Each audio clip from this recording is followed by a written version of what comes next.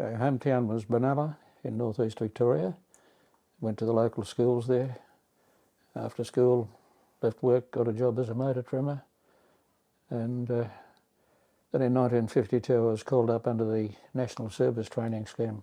The 1951 scheme applied to all 18-year-old males.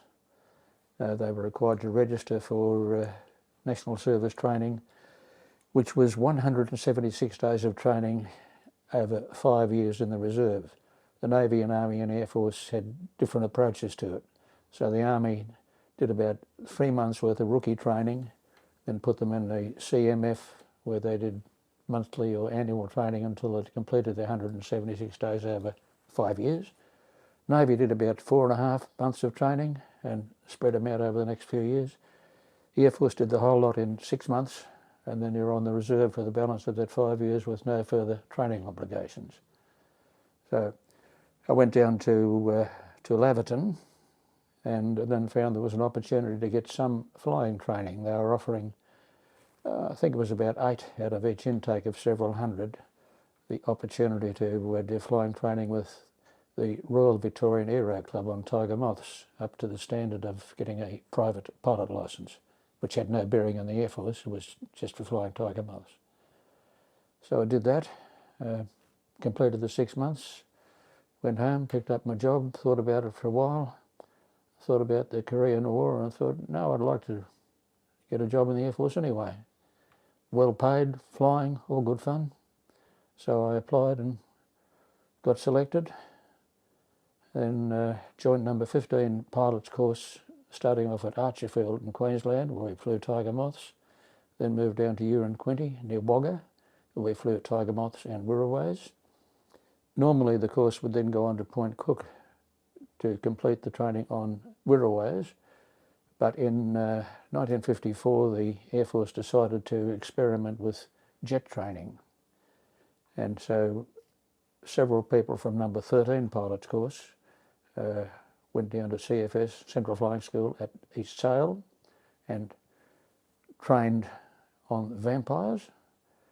They apparently didn't get enough data out of that to make a worthwhile thing, so they decided to take more from number 15 course. But since there were only, I think, 9 of us left at that stage, no point in breaking them up, so it took a whole lot of us down there. So our course was unique in that we never went to Point Cook, graduated from CFS.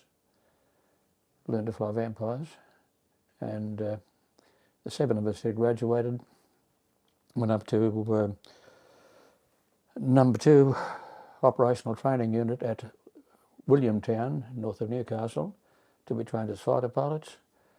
I was no good as a fighter pilot, so I got sent to fly transports instead. And shortly after that, got posted to Iwakuni, Japan, to work with the remnants of the Korean War. So we're flying from Iwakuni to Kimpo in South Korea, taking people, mail, foodstuffs and whatever across, occasionally bringing back medevacs, medical evacuations, and kept that going until the war closed off in '56. Benalla had been a flying training school during World War II, so we were sort of conscious of it. Some of the guys I worked with were ex-RAAF, and the option of getting it all over in the one hit rather than having it dragged out over 5 years, and the further option of maybe getting some travel out of it came up. To get into the Navy or the Air Force, you had to apply separately and state that you would accept being sent overseas if need be. With the Army, they didn't have that option. So I never got to be sent overseas, but got the flying training. The Air Training Corps existed at that time. This was just towards the end of World War II, and I don't know of any Army cadets or whatever, but because of the flying training school at the Benalla Aerodrome, there was a connection with that. The air training scheme took 16 to 18-year-olds and pre-trained them for going into the Air Force when they turned 18. I was far too young for any of that. I left school at 14. I was aware of French Indochina as a place in Asia from school geography and so forth. I didn't know anything about Vietnam. But in 1960, when I was a flying instructor, I suffered stomach ulcers, couldn't fly anymore, or couldn't fly for the time being. And I got an administration job, and I thought, well, maybe I'd better get another feather to my bow sort of thing, and applied for training as a linguist. I was selected for Vietnamese training. Then I found out about Vietnam and became conscious that, yes, there was a potential for things happening up there. And while I was doing that course in '62, the Australian Army training team was created. There was talk about sending some Dakotas to be based in Saigon to help support things there.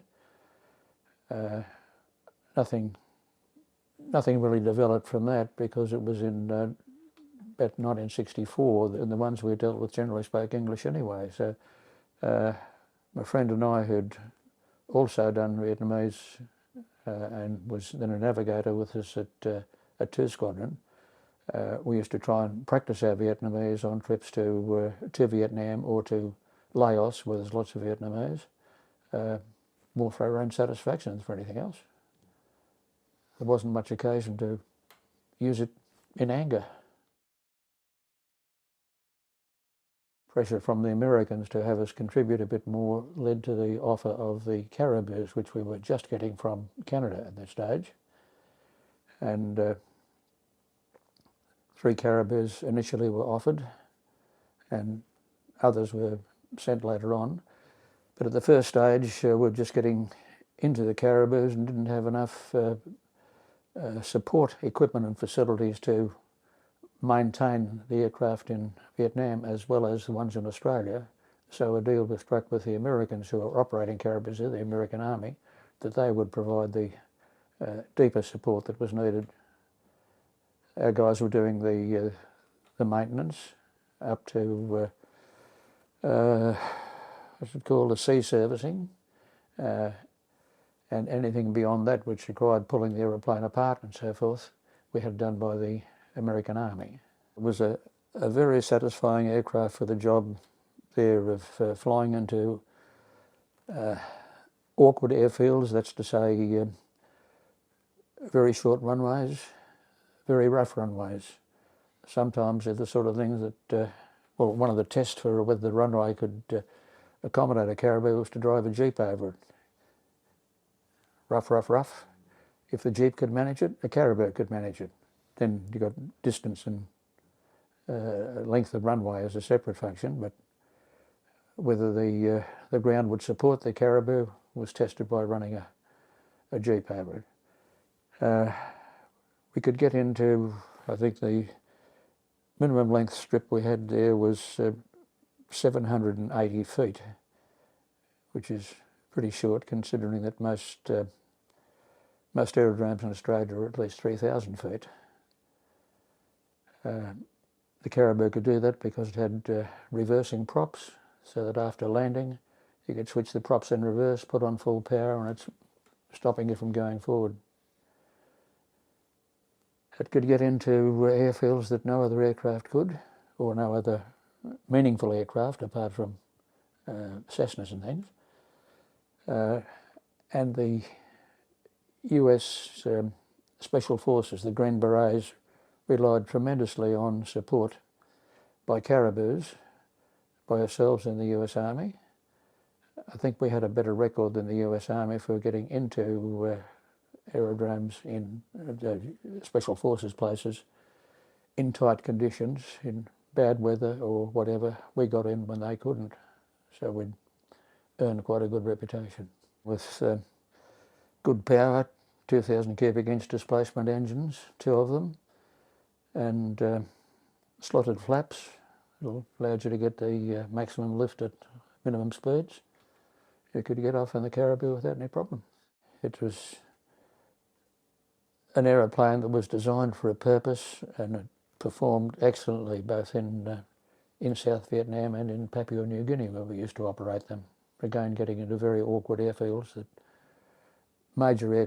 other major aircraft couldn't get into, we could. It was meaningful. It was found as I suppose a necessity that it was good to have a ground crew guy along as well. Became known as the crew chief, later on as the load master, because his job, as well as looking after the aeroplane, was to supervise the loading of the aircraft to make sure that loads were in the right place, so the centre of gravity was right.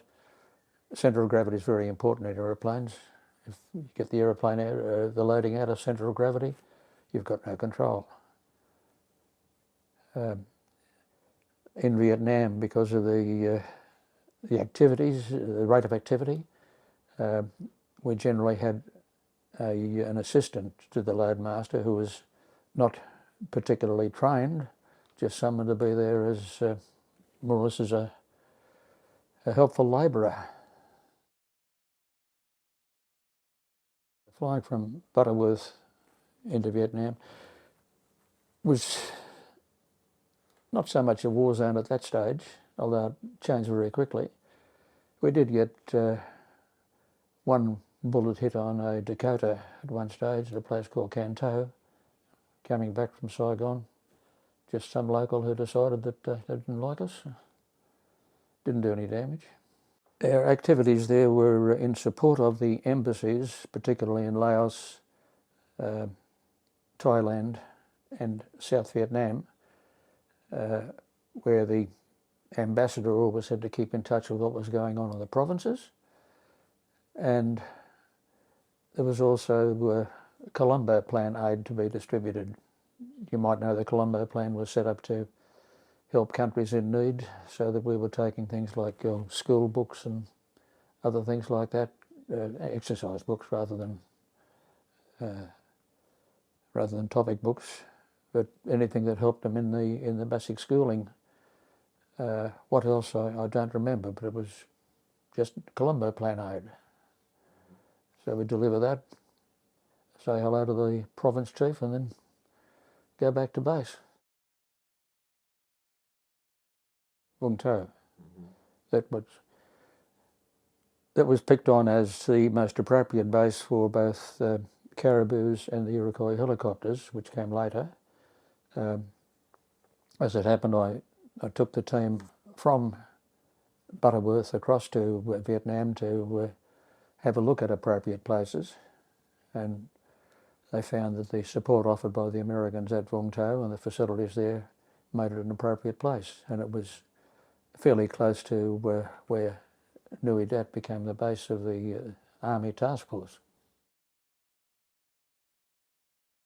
When I was first flying there from Butterworth, it was a single runway, fairly busy traffic. Normally, in aircraft coming into land, you'll have 2 or 3 being spaced by air traffic control.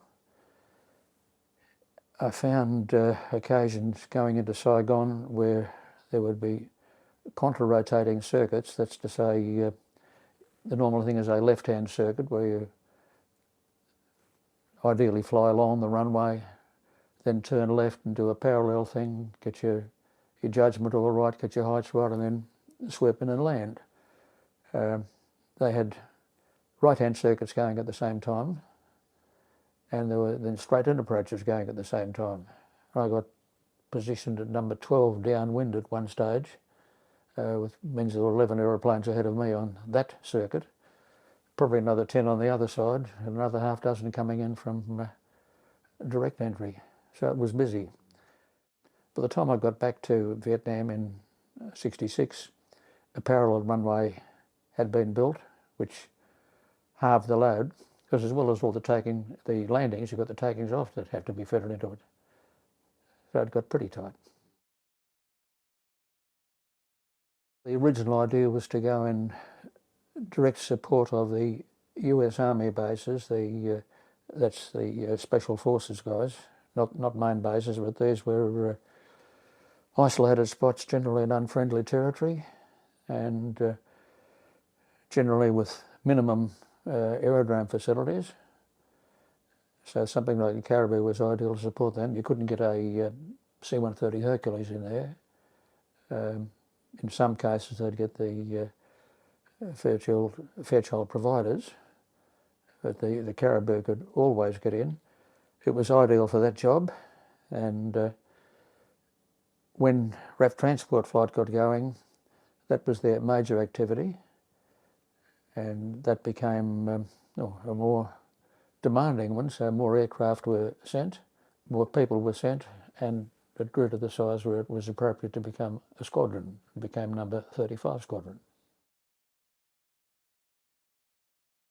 I've read that it was coined by an American liaison officer. How factual that is, I don't know. As a call sign, I don't know where that started, whether it was just the fact that the Air Force roundel has a kangaroo in the middle of it. Kangaroo Airlines were the Qantas job, so maybe someone figured little kangaroo will do. Khe Sanh would be the hairiest, I suppose, and it wasn't one of those little places. It was a major base, major US Marine base, and it was positioned as close as possible to the Ho Chi Minh Trail to interdict their supplies there, which upset the Viet Cong, so that they were determined to eliminate it. They had it pretty well surrounded with mortars zeroed in, anti-aircraft weaponry along the approach paths. So getting into that place was quite a matter of concern. You couldn't afford to hang around, otherwise somebody would drop a mortar on top of you. Get in and get out as fast as you could. And it was about the most hectic place, I think, at the time. After that one occasion being hit at Can Tho in a Dakota, I didn't count the hits we picked up in the Caribou. We got lots of them. In my time, there were no Caribous actually shot down. We had aircraft damage that had to undergo repairs, but you just accepted the fact that they were doing their job and we're doing ours. If you're flying in Australia, you follow all the rules about visual flight rules, being able to see where you're going, others being able to see you and so forth. In the Vietnam situation, we didn't always stick to those rules. If you got over the site you wanted to go to, and it was nicely underneath you, but there was cloud all around, the only safe way to get to it was to spiral down inside the cloud. Clear of the cloud, inside that hole in the cloud. And it also kept you away from any unfriendly gunfire out in the periphery, because at most of the places we went to, the Viet Cong were conscious of the approach paths, and there'd be a strong chance of someone sitting out there trying to get a shot at you on the way through. So the defensive spiral was staying over the top and out of range of any unfriendlies. We had 2 standard circuits, each 6 days a week, I think it was.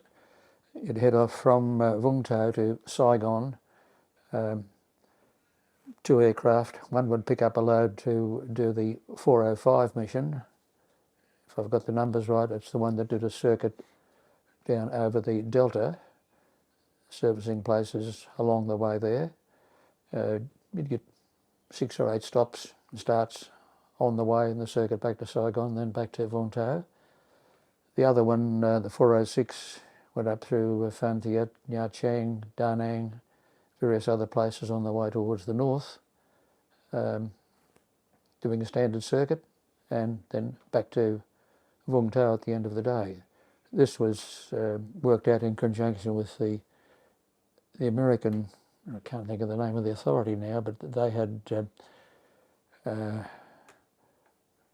control of us in terms of tasking us for jobs to do, with some exception that we could task, the Australian forces could task us for stuff to do with the army, not much of which ever came up with the Australian Army.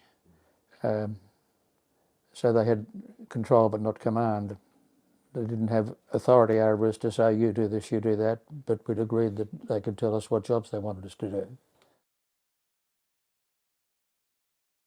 We were friends and allies and all that sort of thing, and certainly when we went to the Special Forces camps, the Green Berets guys, they were keen to see us to have another face come in instead of the 12 or so that were there looking at one another all day and every day. They liked to have somebody else come in. That was always good. Did have a problem with the commander of the Nha Trang Air Base at one stage, because our guys were normally the ones who were based at Nha Trang. We had an aircraft base there all week, another one at Da Nang, just going out to the Special Forces camps. Because we're normally first off and last back, parking the aircraft became quite a problem, so it was arranged with them that there would be a spot for our aeroplane. Came back late one day and found that spot was taken. Asked about another spot and couldn't get anything. Then I saw one of the spookies, as they call them. They had Dakotas, and I forget what other aircraft that were fitted with sideways firing weapons to attack the Viet Cong. The idea of that was they could fly a circuit around with the side of the aeroplane pointing down and the gun pointing down, and they could blast away on enemy down there. They were known as the Spookies. They were generally painted black and you weren't supposed to see them. And they had a roped off parking area. On this occasion I saw one of these guys coming in and figured, I'll go there, there's a parking spot. So I got there and parked, and had an argument with the Americans about that, and had to go and see the base commander about that, and got his promise that they would make sure there's a spot for us in future, and that if they did it again, he'd make life very uncomfortable for me. But otherwise, we got on well with them. We carried either a 45 or a 9mm pistol, and whatever weapons we could get individually. The story was, when I got there, that after the transport flight got settled into Vietnam, they asked Canberra to provide them with defensive weapons, rifles or pistols, and that the answer came back saying, sorry, we need them all for training, see what you can get from the Americans. So we had American weapons that were just handed over, no questions asked. I inherited the weapons from my predecessor. I handed them on to Nick Botley when I was leaving. No control over them at all, which breaks the normal rules, but it was the only way we could get by. I had no occasion to use mine in self-defence, just carried it. That was what it was for, essentially, to make you feel better until someone came to rescue you or didn't. We did long days, to 12-hour days for 5 hours flying sort of thing. So you get back at the end of the day, hand the aeroplanes over to the maintenance guys, and they'd work on them all night if need be to have them ready for next morning early takeoff. And they worked bloody long hours, and there was a lot of stress on them, and I know a couple of them got adversely affected by the stress and had to be sent home. And it was not just that they were scared of the war, it's just that they were working so damn hard.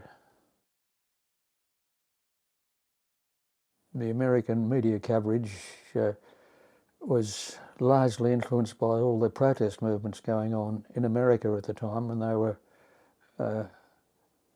tending towards criticism of the war and the people involved in the war because of the attitudes, I think, the public attitude that was growing in America. Earlier on, there was not such a problem in Australia. When the government first agreed to send forces to Vietnam, The Labor opposition and the Liberal Country Party government all agreed, with the exception of Eddie Ward, long known as a very strong leftist. The following year there was an election in which this was an issue, and again the government was elected with a comfortable majority, so the public had no problem. Then the government decided to bring in national service, and that was a red rag, of course, to the Labor Party. They'd broken up the Labor Party in 1916 when Billy Hughes tried to introduce it. They were strongly against it. They opposed it. There were other groups who opposed the forced recruitment of the young men, 20-year-olds. The Save Our Sons campaign got going, and that, in conjunction with the anti-conscription view of the Labor Party, and I suppose a degree of left-wing support for the North Vietnamese, became a very strong movement. Everything about the war was wrong as far as they were concerned. That included the people who went to the war.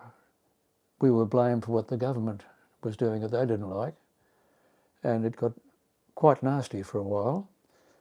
I think the Australian media, out of necessity to reflect that, I don't recall ever seeing any media articles that said, "Hey, wait fellas, let's get this straight." They just reported what was happening. And there was a lot of anti-war, anti-defence force sentiment going on. When the HMAS Sydney, nicknamed the Vung Tau Ferry, was bringing battalions back to Australia each year, they'd always have a march through Sydney as a sort of a welcome home. People were throwing red paint over them to simulate blood and calling them baby killers and things like that, blaming the Defence Force for what they didn't like about the whole thing. When I got home, when I was back in Melbourne, we were advised never to wear uniform in public unless there was some formal occasion to do it, but otherwise don't attract adverse attention. So there was certainly some nasty stuff, but that was not the fault of the media. The media were just telling us what had been happening. I never encountered any personal antipathy. That my friends and family just understood what the thing was. They might not have been happy about there being a war, but they didn't blame me for it. I could cope with it, but the hell of a strain was on my wife. She did say that was the most stressful time of her life. She had the kids, she had her family, her parents within range, but it just was damned hard on her. I just used letters, and if I got to a place where if I got down to Butterworth, as we did a couple of times a year to take aircraft across there for things to be done, get a phone call home, talk to her and talk to the kids. And my youngest daughter, who was born in '63, so she was 4 years old when I got back, hadn't seen me for over a year, didn't know me. I felt pleased with the effort I'd put in for it, that I'd done what I was sent to do. On the other hand, I wonder whether it was the right thing for Australia to become involved, indeed for anybody to become involved in that situation. It was perceived at the time as part of the domino theory that we've got to stop these communists from moving on step by step. The fact that South Vietnam was far from a democracy to be defended against communism. President Ngo Dinh Diem was a strong Catholic, as was his brother, Ngo Dinh Nhu. and he had another brother whose name I forget, who was the Bishop of Hue. So they were strong Catholics in a Buddhist country, and they were favouring the Catholic attitudes towards anything at all, and downplaying not giving the communist, the Buddhists a reasonable chance on things, which led to the Bonds fires you might be aware of, where the Buddhist Bond self-immolated, burned himself to death, and it led to general dissatisfaction becoming more manifest, and so finally Ngo Dinh Diem was assassinated, and then there was followed by various military guys, sort of military dictatorships, running the place with not much recognition of, in my opinion, the real needs of their public. I believe there was a lot of dissatisfaction growing out in the wider community, out in the countryside in particular, certainly fomented by Viet Cong sympathisers there, that made it not really a matter of saving the north from the south from the north, but just a matter of what a bloody mess, let's get out of it. Grew up with the idea that Anzac Day was almost a sacred day and so forth. This was in World War II, with still plenty of people around from World War I, including my own grandfather, who didn't participate, and just accepted that as a routine thing. And then when I returned from Vietnam, or when I returned from Malaysia, go back even further, when I returned from Korea, I asked about joining the RSL, was told, nah, that doesn't count. Even though we'd been entitled to war service benefits, including a war service home loan, didn't count. Came home from Malaysia, and yes, that counts because you were doing medevacs from South Vietnam. I wasn't real thrilled about the RSL, their attitudes on things, and since they owned Anzac Day, so to speak, I did feel for a while that performing on Anzac Day was saying, yes, I support completely the RSL. I had some uncertainties about it at that stage. And my kids and my wife used to ask, why don't you march? I said, no, I don't feel like it. But in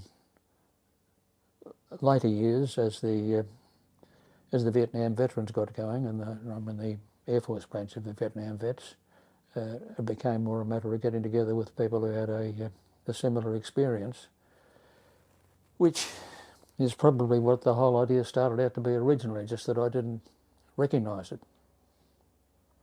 So I go along to catch up with people and reminisce a little bit, and then come home again.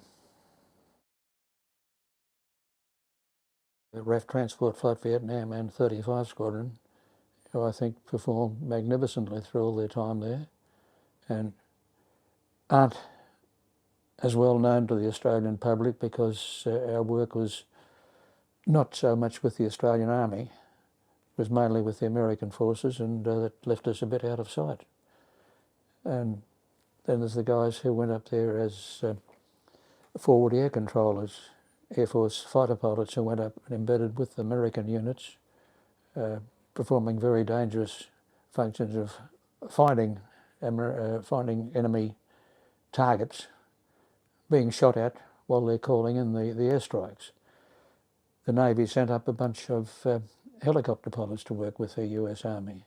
Again, they tend to be not in the public eye, but need to be acknowledged.